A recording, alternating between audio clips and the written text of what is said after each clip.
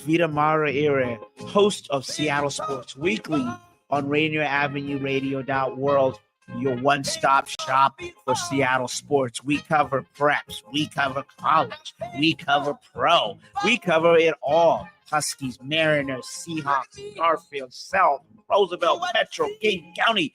This is where you want to listen to for all the sports that's happening in Seattle. Seattle Sports Weekly on Rainier Avenue Radio.world.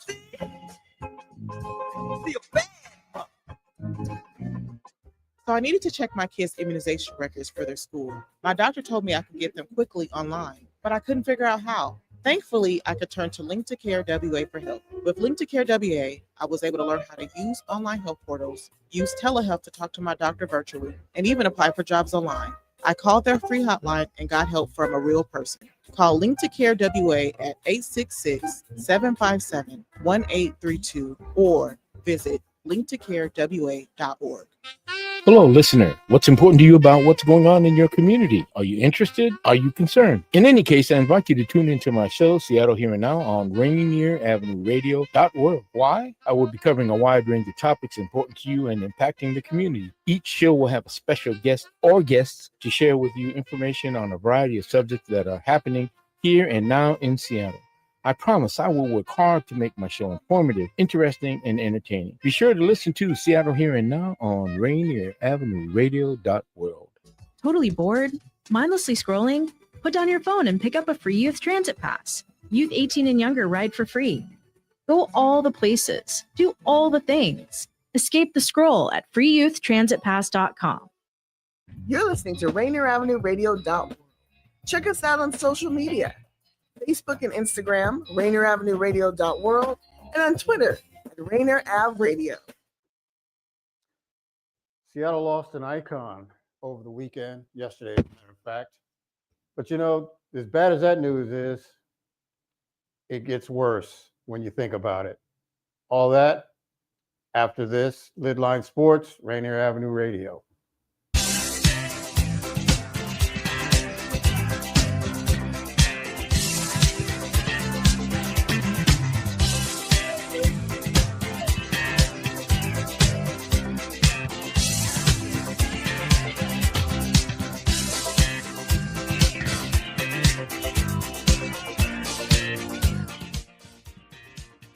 All right, so we had a little different, we had a little left turn there with the music, but that was on purpose, according to our producer, because today is Mr.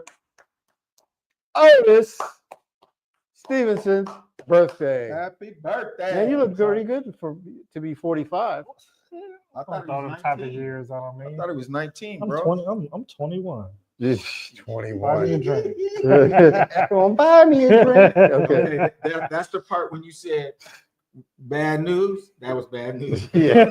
Oh boy. So how old are we today? 35. All right. Congratulations. Thank you. On big 35. This is my first time actually doing a show on my birthday. So Sweet. Awesome. Sweet. This is fun. Man. First of many hopes. Yes. Many more. Yes. So, as I stated at the beginning of the show, we lost an icon in the great Lenny Wilkens, Seattle Supersonic, came to Seattle in 1968, eventually became player coach. And then after he was traded, after he had to drop either being a player or he got the ultimatum, you got to either be a player or a coach. He chose to still continue to play. Eventually, the Sonics traded him to Cleveland, which is probably one of the worst things in Seattle Supersonic history, as poor Butch Beard came back in that trade and was never embraced here in Seattle. He could have averaged 40 points a game, and he never would have gotten any love here, which was unfortunate. And it's not his fault. But anyway, Lenny eventually did return and coach the Supersonics from 77 to 85 and won a championship. He went to the NBA Finals twice, lost the first time, and then won the second time. And an amazing feat, because in 77, if you remember, and O wouldn't know this because he wasn't around yet, but in 1977, the Seattle Supersonics under Coach Bob Hopkins, who happened to be Bill Russell's cousin. So he followed Bill Russell, as a matter of fact, in the mid-'70s. But anyway, he took over from Bob Hopkins when the record was 5-17. Do you know what the Sonics did after Lenny came? After being 5-17? What year is this? 77? 77. Well, I know what happened in 2 years after that. Well, you don't. But the most important thing is what happened the same year. Okay. Because he came here, they were 5-17. You know what they ended up being? What? 47-35. It's a good winning percentage if you ask me. So they were 12 games under when he came on board, 12 games over when the season ended. And it ended in a bitter loss to the Washington Bullets and a 4-3 defeat. Sonics had Game 7 at home, but lost 105-99. Dennis Johnson, 0 for 14. That's pretty much what he was famous for then. But the very next year, the Supersonics went back to the finals, had a very tough series prior to that, though, before getting into the finals with the Phoenix Suns.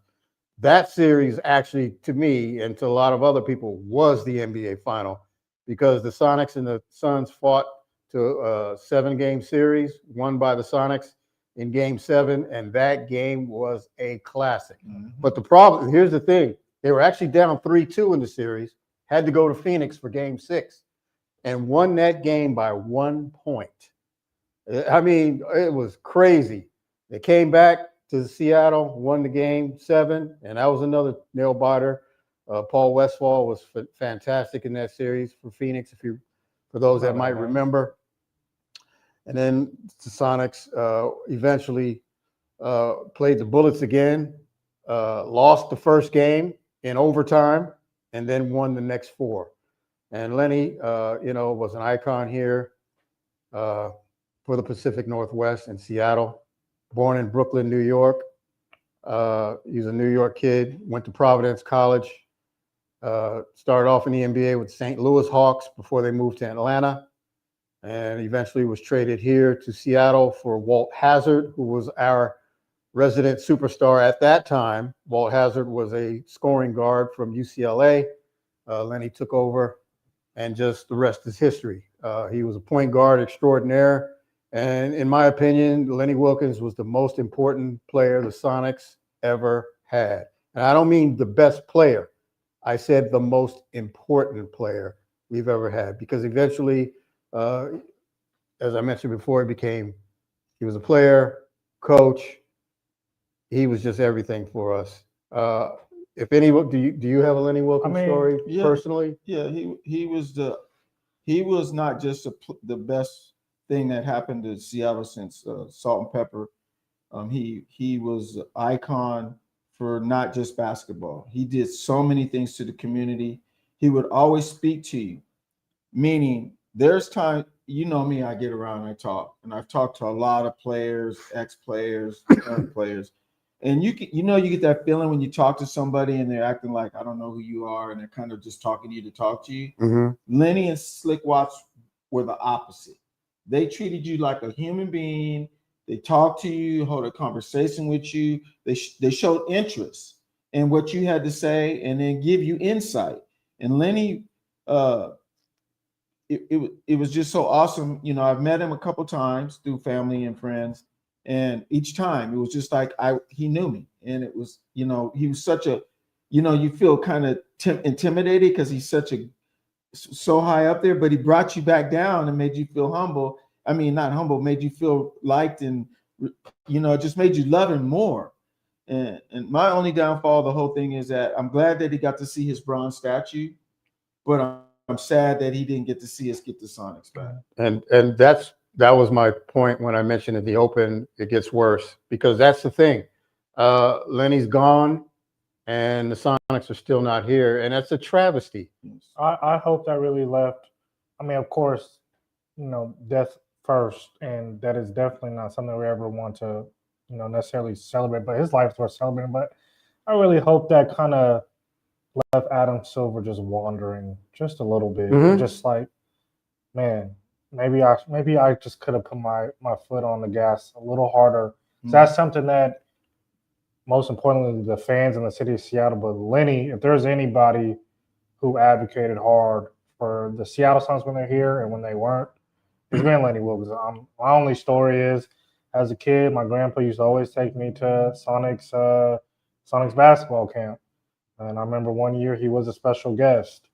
And just like you guys said, it's for me and us kids, like, at that time, we didn't really know much about Lenny Wilkens, but he was Mr. Sonic. Mm-hmm. And he was very humble talking about, what he did and, just about how to be as a person. And that just kind of tells a lot, who he is as a person. When you get up on the stage, you talked a little bit about basketball, but you talked a lot about life. And even like I said, as a kid, that's something that I remembered. And just hearing from, you guys and people around the way, my parents and even my grandparents, Lenny Wilkens' name has always been the one who has stuck through each generation of basketball when it comes to Seattle basketball. And that clearly means a lot. And it's bar none. You don't have to say much about who he is. Like I said, everybody else can do the talking for him. So it was such a big loss, I know, in this community. You're right. It sucks that we don't have a team, because it always says it makes zero sense, and it makes zero sense that we've been this long without one. But even more of these last 2-3 years of now having this conversation, and we're still at ground zero. Yeah, it's like Adam Silver is just totally dismissive about it. Every time he brings it up, he acts like that the discussions are basically on the back burner every time, or it's like, we need to study. What do you need to study for? The NBA was 41 years here of success, championship, playoffs. The crowd was crazy.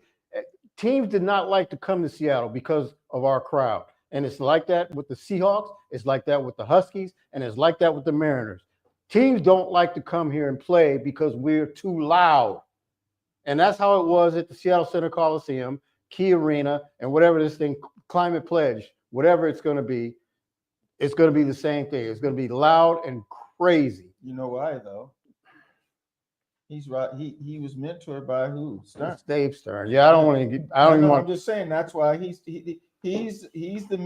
a mentor of Stern, and I guarantee you, Stern laid down the rule and said, whatever you do, hold off as long as you can, if at totally, of not bringing them back, because this is what they did, this is what I don't like, and this is what happened. Well, and that's what he's doing. He's riding that out, man. Well, now that Lenny's gone, it's totally disrespectful on a whole new level, if you think about it. Well, because Lenny, I know. But Lenny, I mean, we know that Nate McMillan is Mr. Sonic. We get that. But Lenny Wilkens is the Sonics. He is. And if the Sonics ever do come back, they had better name that court Lenny Wilkens Court. And they better have put patches on the uniform with his number on it in honor of him. Oh, and they need to have that forever. And not just a symbol of, it just needs to be on there forever. Right. Just like Jackie Robinson's number is on every baseball stadium. Right. Lenny Wilkens needs to be on Seattle court. It needs to be on the uniform, whatever. And I'm not saying that because of how we feel, because he's a hometown. No. I'm saying that because he's one of 5 in history to be inducted into the Hall of Fame as a player coach. There's 4 others. If anybody wants to guess who they are, I know who they are, and these guys do too. But also, he's recognized as one of the all-time greatest coaches ever. There's no. It doesn't matter about being a hometown or this and that. His legacy and his his accolades speak for itself. Well, the man is in the Hall of Fame as a player, and he's also in the Hall of Fame as a coach. Right. I mean, hello. And I'm there is no better. I know it's not simple, so we can't sit up here and say it's just simple to add new teams. But I know one thing: there's no better time than now to do it. Right. They just signed a TV deal. TV ratings are as high as they've ever been. Right. Valuations of these teams are as high as they've ever been. We have the whoever would be the owner of the Sonics, they got the money to pay to get in. Mm-hmm. They built a new arena. They clearly have seen that these fans will be here to support. Right. And I don't care who the other city is. If that's Vegas, which I think we all agree unanimously that would be, both of those cities have proven over the last now 4 or 5 years they will do just fine. And the NBA should have no problem adding 2 more teams, reconstructing the conferences, and let's move forward and start putting together real plans. In 2 years, the Sonics need to be announced. 80 to 85%. If you ask current players, ex-players, and analysts who deserves a team more than anybody, Seattle's name will they're going to tell you Seattle. And then 80% of the players, the other 5 to 10% are analysts and people that cover the games. But they'll tell you that they worst the place they, like you said, they played and feared the most was here in Seattle, because it was not just the players, it was the crowd and the atmosphere that was just so electric. And like Shaq said, he said, man, I loved playing in Seattle. It lifted me up. It's a great place. And he's not the only one. There's numerous amount. So if the players are saying that and you got other people saying that, what is the NBA doing, man? I don't get it. Nobody gets it. I hope Adam Just like nobody gets 6'7". I don't get that either. Yeah. My girl, we were about to. So I went to watch the Clippers play the Suns today, and we're at our Airbnb talking before we're leaving, and she goes the whole, about this. She calls me old, but she goes the 6'7" thing. I'm like, what's that? She's like, you don't know 6'7"? I'm like, no. Nobody does. Not even Google. No. I'm like, I must be. Hey, I don't know what it is. No. Ask Siri. She say 6'7". What player are we talking about? Yeah. Crazy. But yeah, so it's definitely very hurt. I was very hurt when I heard about that. Heard about it actually, and maybe a lot of you as well.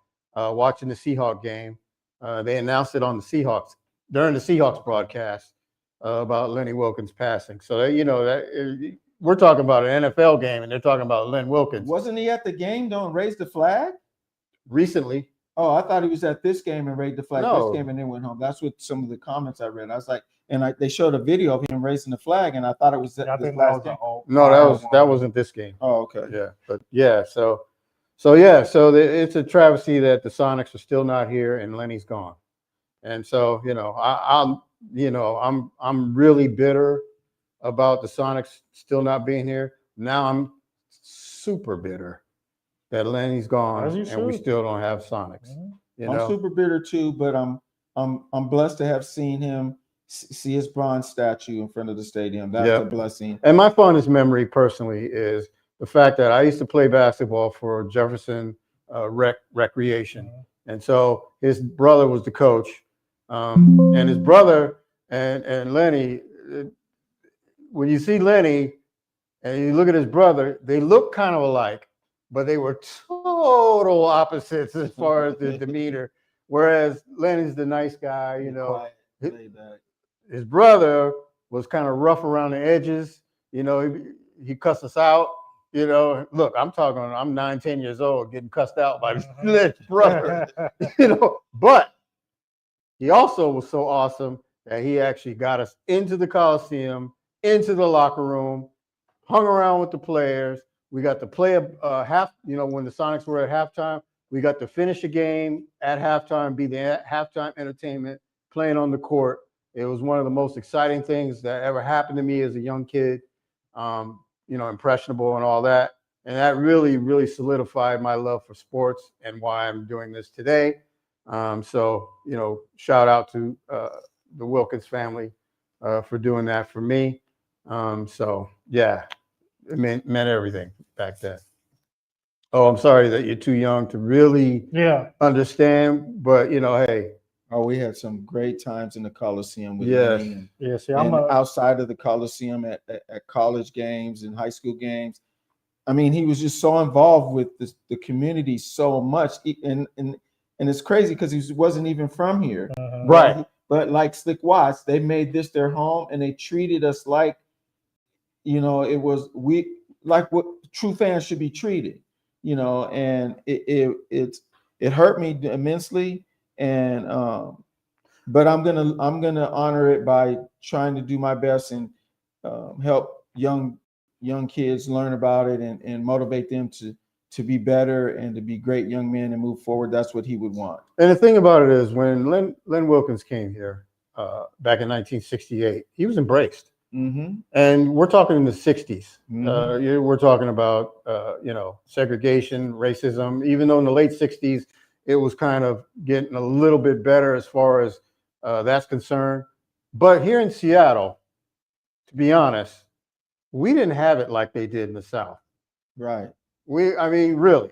Absolutely. It was racism, redlining, and all that. Oh, no. We know that. Right. But as far as how we were treated, when I went to school, we had Black, Asian, white, everything, and we all got along. I don't remember having anybody. No, I mean, for the most part, it was mostly we got along very well. Yeah, to the kung fu thing, Well, that's teenage stuff, man. That was different. That teenage, we were teenagers at Mercer. I was young, man, at Mercer. Stop it. Anyway, but I'm just saying, compared to where people had it somewhere else. Like I used to visit Chicago as a kid. I used to go to Chicago during the summer a lot, and it was a whole lot different. Yeah, it was so segregated in other states, whereas Seattle was more. It was blended, but it was blended. And they had some of it, right? Yeah, they had. It was like the north end, the east side, and stuff like that. But it was totally different. But he still was embraced. Yeah, but my point is, Lenny was loved here, right? And he was a Black man, right? He was embraced. He was loved, and so it's just This really is a tough loss for the city. Mm-hmm. Believe it, if you think about it. He was 88, yes. He lived a great life, obviously, and so I'm gonna miss him. Even though I didn't know him personally like that, but I'm gonna miss him. Every now and then, advocating for the Sonics, right, to be here, right. This whole community is gonna miss everything about him. And so, what he brought to the city. Yes, absolutely. Like I mentioned earlier in the show, he's from Brooklyn, right? So, he's it's as far from Seattle as you could probably be in the United States, unless you're in Miami. But, he was from Brooklyn, New York, tough place, gentleman, always, which is amazing to me because, you meet some of these people from Brooklyn, Detroit, Chicago, and you figure that those are some tough places. Mm-hmm. But I have met some beautiful people from those places. And I'm serious. I connect well with people from Chicago all the time. Every time I met a guy from Chicago, we seem to gravitate and become really good friends for some reason. I don't know why or how.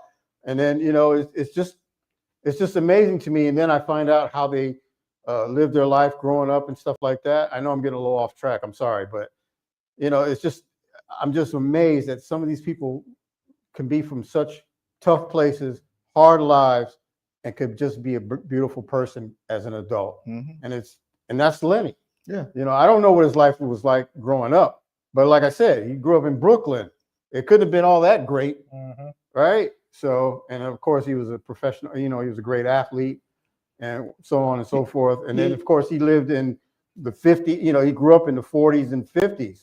He went to the military to escape Brooklyn. Yeah. So and that's where he love for sports, and he had it probably before that, but if you read his bio, it'll tell you, some people from South and some people from the East Coast to get out of the environment there, and they utilize the military, whether it's ROTC or Navy or Army, whatever branch it is. And they use that to steps on it. And that's how a lot of people got here. That's how my father got here. Well, I know. Yeah. So absolutely, that's he kind of had that kind of setup. Mm-hmm. But that's saying a lot though, because he came from that kind of background, that raising to be the kind of person he was and what he gave back. He could have been totally opposite, but he wasn't. And it just shows you. Like you said, that makes it sting even more. The more we talk about it, the more it makes me upset that we don't have the Sonics back. Yeah. If I stop talking about it, then I'll be like, rest in the Lord, Lenny, and I hope you're resting in heaven and looking down on us. Yes. But if Amen. we keep talking about it, then I get irritated and mad because it's way overdue, and there's no excuses and nothing they can say. And if they sham us, and Vegas gets a team and somebody else gets a team and we don't, I'm done with the NBA, bro. Yes. I'm telling you right now. They don't want that. They don't want that. That ain't gonna happen. That ain't. And I know I'm not alone. Now I'm hearing more of relocation. New Orleans, Memphis. What other team? I don't know. But that's what I'm hearing, especially New Orleans. Those two would probably be at the top of the list. Yeah. To relocate to another state. To here. One of them here and one to Vegas. Oh, see, but that would be a cop-out. That's a cop-out to me. I'll take it, but it's a cop-out. When you're going to relocate a team to Seattle to suffice the people, but you couldn't do that back. They could have did that before when Sacramento was failing. They could have relocated them then, and there's a couple other teams. But no, we don't want to do that. But now all of a sudden you want to do it so you can put a team in Vegas and then put a team somewhere else. Because if they put one in Vegas, they got to, whether they relocate another team here, they still got to bring another team in the league to make it equal. So where are you going to bring the other team in from? It's like I said, I keep saying it's simple, and I know it ain't. But like I said, this isn't any better time to just expand to 30 teams or 32 teams. Right.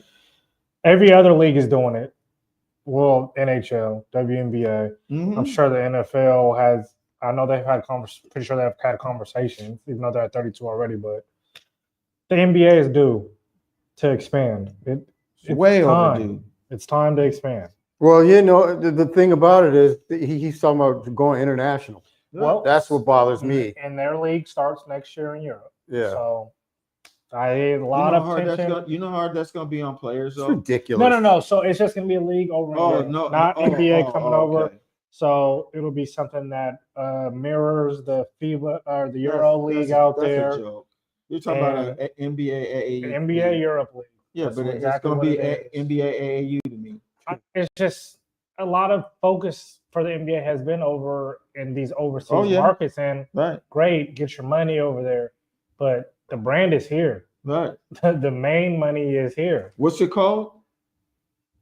What, NBA Europe? Yeah. No, what's it called? That's National Basketball Association. Oh yeah. That's for the United States. Yeah. So don't give me no NBA Europe. I don't want to hear it. All right. When we come back, we're going to get to NBA, NFL. Because the Seahawks did a nice job yesterday, and we'll talk about that. So don't go away. We'll be right back. LidLine Sports, Rainier Avenue Radio.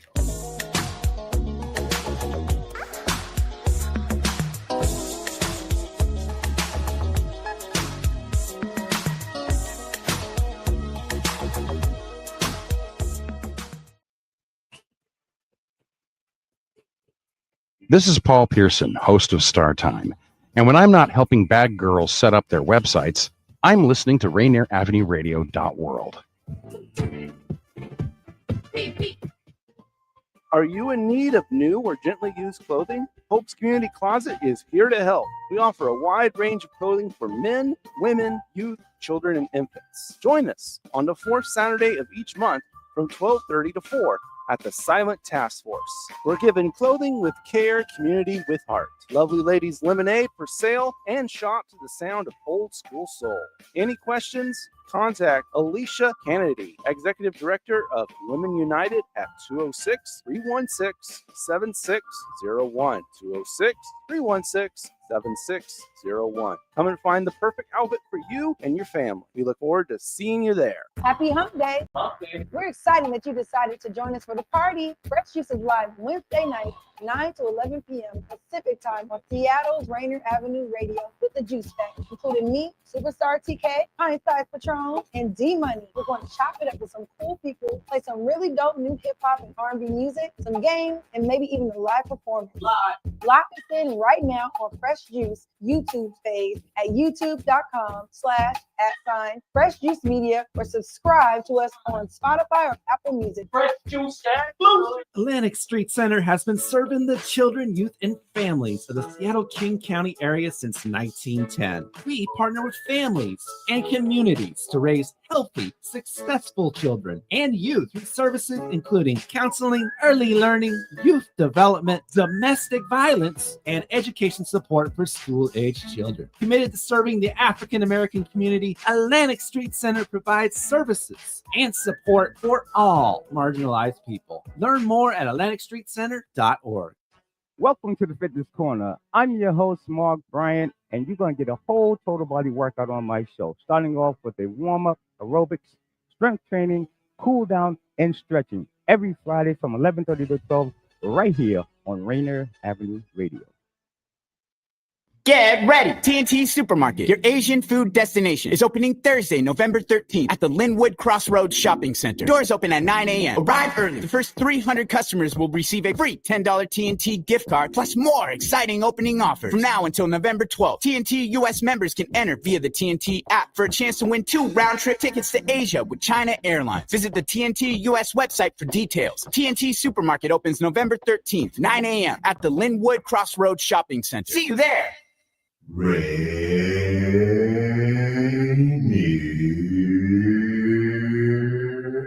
Avenue Radio.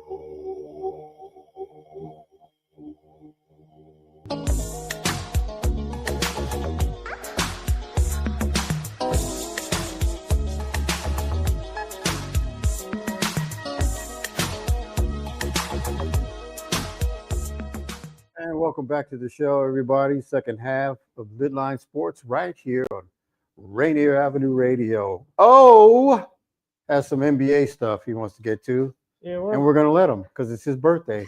And we kind of like it. So go ahead, O. So we're about, what, 2 weeks into the season now? Yeah. And, you know, I'm a little bit of a social media guy, mostly formerly known as Twitter, X. Well, now, look, you're 35 now, so you know you're old now. Yeah, especially to the teenagers. You're how old? 35. Ooh, he's old. Welcome to that. But continue, sir.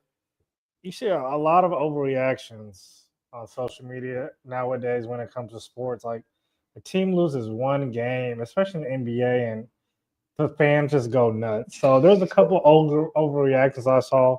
Okay. Some I can see it. One, LA Clippers are going to dismantle after this season. Oh, yeah. Now, they got to. Is it an overreaction because we're only, 10 games in and they are 3-6? Yeah. But the reason why I can understand, it's going down the same path here. We just talked about it out the air.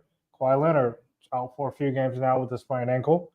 James Harden has been in and out the lineup. Hey, let's bring in Brad Beal, who also doesn't play many games.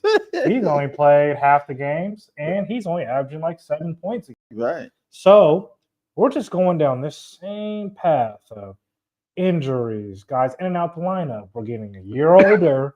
We don't have any young players on this team that we can develop.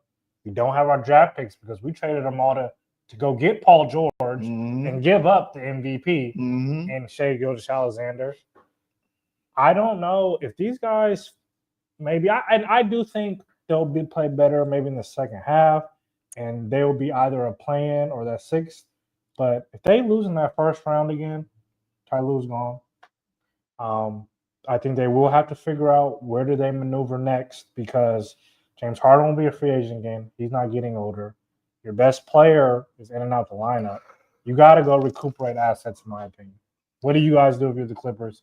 And you're blow it up. Okay. If I'm the Clippers, if I'm Bomber, I'm a great businessman, but I need help with this team. So I need to bring in somebody that can tell me who do we need to bring in, what do we need to do, who do we need to get rid of? Because right now he's kind of playing that Pete Carroll role where he's like showing that kumbaya, what have you done for me lately? But okay, we're gonna honor this, and are the hype, the hype players. They get all the hype, but give you no production.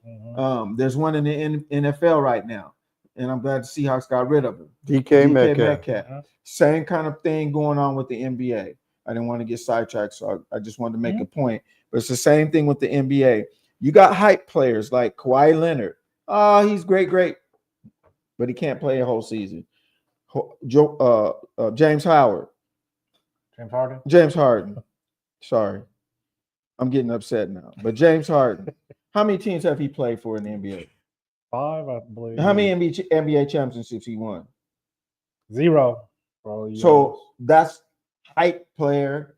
I'm tired of hearing about these hype players that ain't did crap. Oh no, so let's say about Brad Beal too. Brad I Beal. love Brad Beal. How many teams have he played for? This is only his third now. Huh? This is only his third. Yeah, how many championships have he won? Oh no. How many MVPs has he won? How many games has he played? Yeah. You can't win MVP if you ain't playing. Listen, I didn't even know why Phoenix got he him. did win an MVP. I agree. He won an MVP of the bench. Yeah, I questioned Phoenix when they got him, and now the Clippers. What are you doing?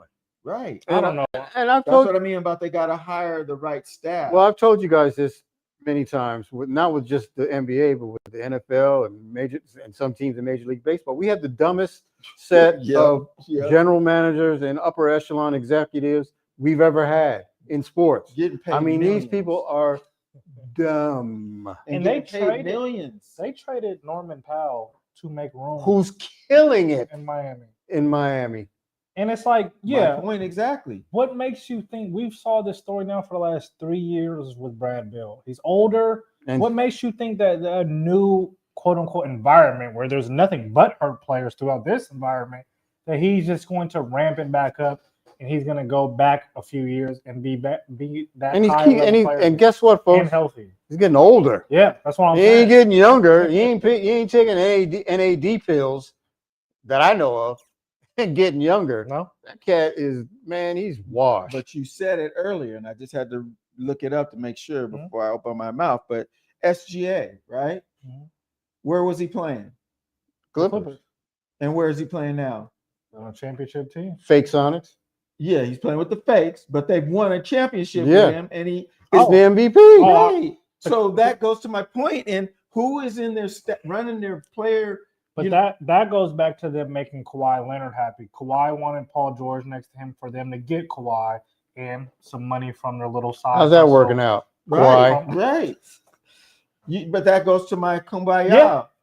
Make this guy happy, but he ain't producing nothing. Listen, here's what you need to do, managers, general managers. Forget about making your players happy because they not in this era. Yeah, not in this era. No, you're right, though. You have to make your owner happy. And because you want to keep your job, don't you? Do you not want to keep your job? And my thing is, too, we're also in an era where player empowerment is these players have the most power ever. It's ridiculous. So that's why I say, as these GMs and front offices and owners, you need to do what's right for yourself. There's about 3-4 players right now that are quote unquote stars for their franchise, and these teams need to move off of them. Right. Zion Williamson, number one. In and out the lineup, they're 1-8. Why? Why is he not somebody that you are trying to bait to go recuperate assets and just start over? Right. Just start over. You're not a team like the OKC Thunder where you're packing out Smoothie King Arena every night because of him. Right. He doesn't even play. Right. Why? And that's what I know. The GM from Nico. Yes. He got fired. He's still there. Oh, that was a fake. That's right. That was a fake man. I forgot. Yeah. But he's not alone. Zion's not alone, though. No, that's what was more. But I was going to say, yes. Maybe John Moran. Maybe. Thank you. That was another one. And maybe Nico in his trade with Anthony Davis wasn't the best. But I've always said I commended him to even thinking outside the box in a sense of what is it going to take to win a championship? This guy doesn't stay in shape. He doesn't care about his shape. Right. He's a liability on defense. Right. Now, yes. Now, granted, this is a star player. Maybe not him that you do this with, but I understood the vision of you trying to win a championship and bring one to the city. These GMs nowadays are so stuck on this star power, who's going to fill the seats, and not as much on winning. Right. And owners, I believe, is like that too. Who? Owners, I feel like, is more like that. Yeah. Speaking of Dallas, my other overreaction, Cooper Flag, rookie out of the Dallas Mavericks. He's averaging 14 points a game right now. But, you know, he hasn't had that dynamic moment, defining moment of this is the guy who came in with all the hype in the world, probably since Zion Williamson, to be the next best up. Bust? Is that? Oh, he's no Paulo, that's for sure. Okay. So not over. So as of you wouldn't say that's not much of a. I'll give him one more year. Okay. One more year, and if he doesn't come out and show me something, it's gonna be wah wah wah. It's not like the Ohtani factor, where Ohtani, you know, it was so much big hype, and he came out and he produced. He's producing. I was telling people this though. If we could go back archives and watch some of the shows, I was telling people, okay, he's gonna be the number one draft pick, but I don't see it in him where he's, you know, people were saying, oh, he's got that star power, he'll get it. Man, I ain't seen Jack yet. I agreed with you. I think we all had probably had a moment of saying that. I think I actually thought he was pretty good. Okay. So I'll take the hit on that one. I'm not just saying about you, but there's I said that he was. No, but you weren't the only one. I was going with guys at my job, and I'm like, yeah, but I'm the only one on the show. Right. They aren't. And my thing was he was great in college, and some players don't transition from college to pro. No lie. And Christian Laettner. Yes, but some of them do. Some of them take a little bit more time. That's why I said give him another year. And if I don't see it, I'm gonna put him in the Christian Laettner bucket. I'm saying, here we I go. think for me, the only reason why I say he's on path for what I think he's going to be, I don't think he's going to be ever this elite superstar, right, number one option type of player. Yeah. I thought him going to Dallas was the best thing for him because he can now get fit for what he's going to be on. Right. That is a guy who can go find you a bucket every now and again, right, but not the guy. Number one, right. He's going to be a two-way defender on this team. He's going to be a guy who can spread the floor. I don't like necessarily what Jason Kidd is doing with him as making him the point guard, putting the ball in his hands. Right. I don't think that's him. But I understand Jason Kidd's vision. All stars nowadays, they have the ball in their hands. Mm-hmm. They do. That's the thing about players like Jason Kidd, Larry Bird when he was coaching. Mm-hmm. When you're of that ilk and talent, sometimes you think that you can transfer that with your knowledge to another player, but it doesn't work that way. Right. Because a lot of times it's the guy who isn't the superstar that produces the megastar. And I'll tell you one name, Joe Jelly Bean Bryant. Mm-hmm. His son was Kobe Bryant. Jelly Bean Bryant was a good player. He was no superstar. Mm-hmm. Michael Jordan's got two sons. None of them could play. Right. Okay? Let me ask you this real quick. Who was the player that played for Gonzaga that everybody was saying? Adam Morrison. And what did he do? Nothing. My point exactly. Yeah. My last overreaction, and I call this an overreaction because it is still really early in their second campaign. OKC Thunder is going to be the next greatest dynasty. I don't like saying those things so early nowadays because we said it with the Celtics after they won. We thought maybe the Lakers, when they got Braun, was going to be another one. It's so hard, and which is why you haven't seen a team do it in so long, to go back to back. Mm-hmm. And I think that's a part of being now a dynasty. So, yes, 10-1 to start out. They're doing this all without Jalen Williams. Yep. I do think that they are putting themselves in an echelon of being a great franchise, and then franchise will remember. Now, when we say dynasty, there's a small handful of programs that we could say were dynasties in the era. I want to give this some time because, like I said, it's hard to consistently win at that level. You got great valid points, but they will be a dynasty as long as they can keep the three mains together, keep their heads in the game like they have been, when not one of them gets to the point where saying, I'm the star. Because right now you got SGA and the other two guys, Jalen Williams and Chet. And they're playing like they're brothers.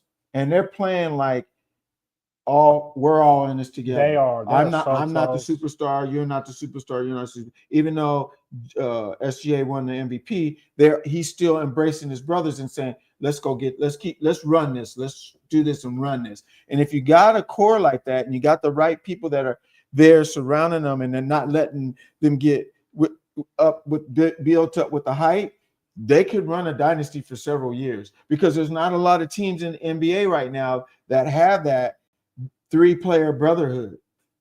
Name one besides Oklahoma City. I mean, that's one thing why I say that they are on their way, is because you watch them play on and off the court.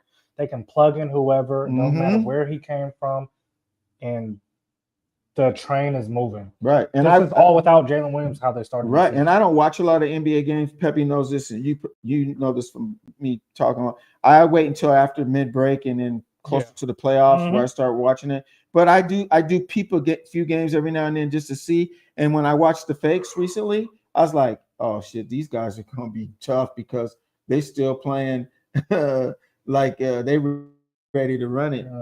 So I know y'all don't want to see the fakes win 2-0. Oh God, no. God, no, man.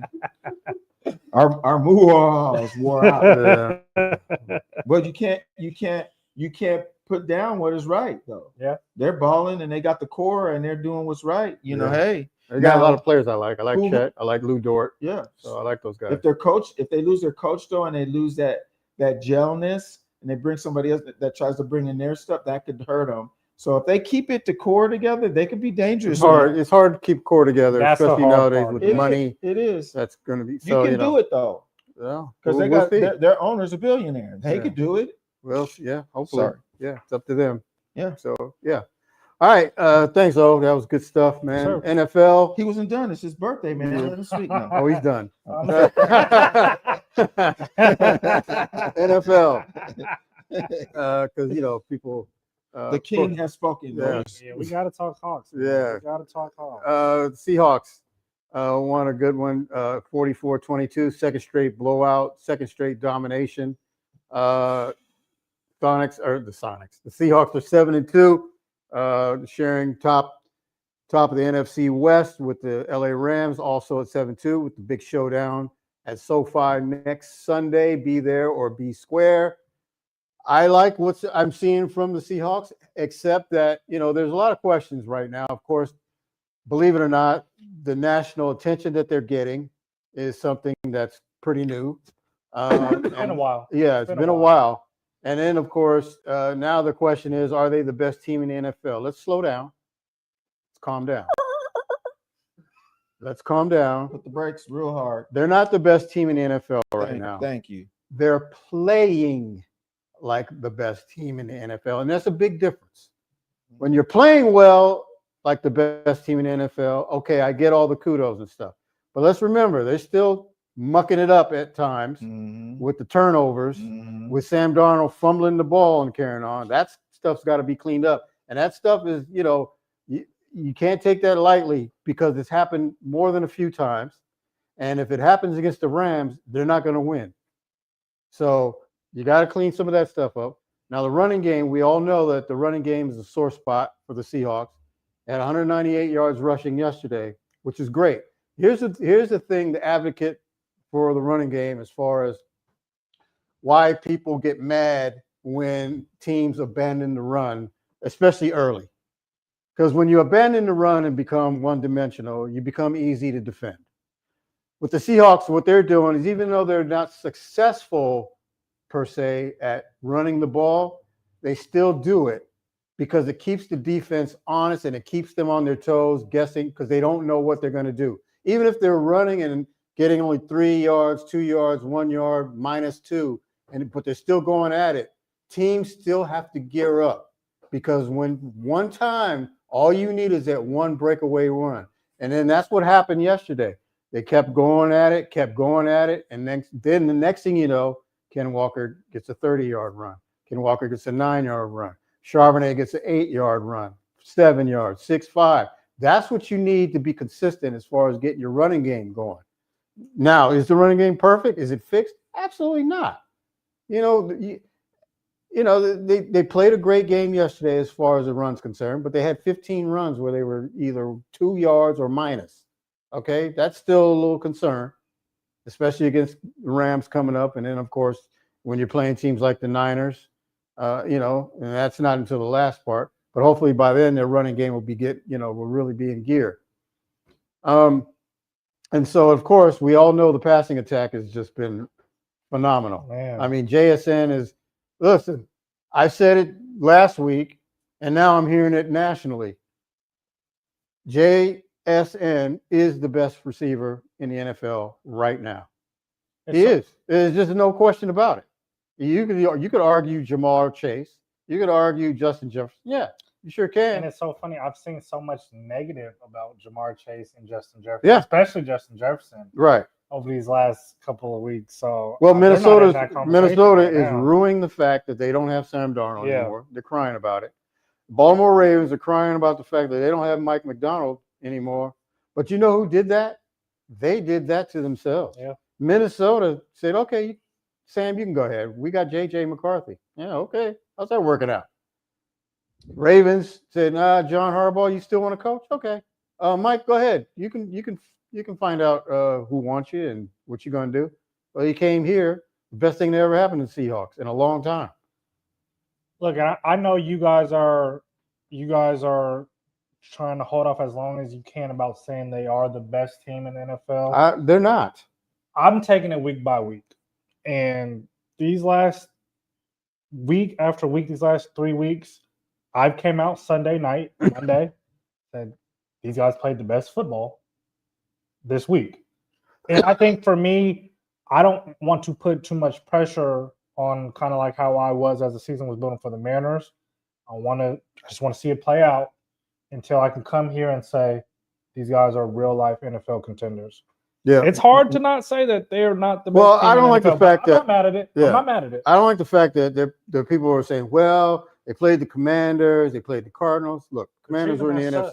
Commanders were in the NFC title game last week. You got that. That's a bunch of crap. Hold on. Yeah, that's a bunch of crap. What you're talking about right now? That's a bunch of crap, man. The Commanders are garbage. The two teams that they've won, the two teams that they lost to are the only teams they've lost to are teams above 500. The Seahawks have not beaten a team above 500 yet. So until they do that, I don't want to hear all this crap. Oh, everybody has to suit up and play, but the teams they've been beaten, those teams deserve to be beaten. And then for a long time, we haven't seen that. Me and you have talked about this numerous of times. If you go against a team that's wounded, that's who's on the schedule with their behinds. And we're used to seeing what? Struggle. Well, they're not struggling. No, they're not struggling, but that's a but I will say this about the Cardinal game.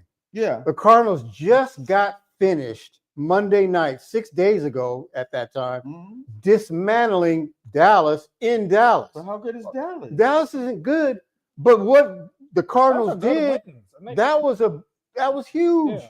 And then the Seahawks destroyed them like they should. But that's so they did what they're supposed to do. Yeah, but let's hold reserves until after this Saturday or Sunday. So are you gonna say if they lose to the Rams that they're no good? No, I'm not gonna say they're no good. I'm just gonna say they're not. I'm not saying they're gonna. I'm not saying they're gonna. I'm not saying they're gonna go down to LA. They lose against the Rams. What if it's a close game? They lose in the last minute. No, you're not understanding the point. If you lose against the Rams, that's a divisional loss one, and in order to be to get to where they're trying to get, you got to beat the best. So if they can't beat the 49ers or they can't beat the Rams, all this talk you guys are talking don't mean crap, because when playoff season comes, what's going to happen? They're going to meet their foe, and it's going to be wah, wah, wah. So what do you say about So show me something different. So what do you say about those teams? And we've seen it happen these last few weeks. What do you say about those teams who people are considering contenders, and they're going in them same situations, and they're losing those games?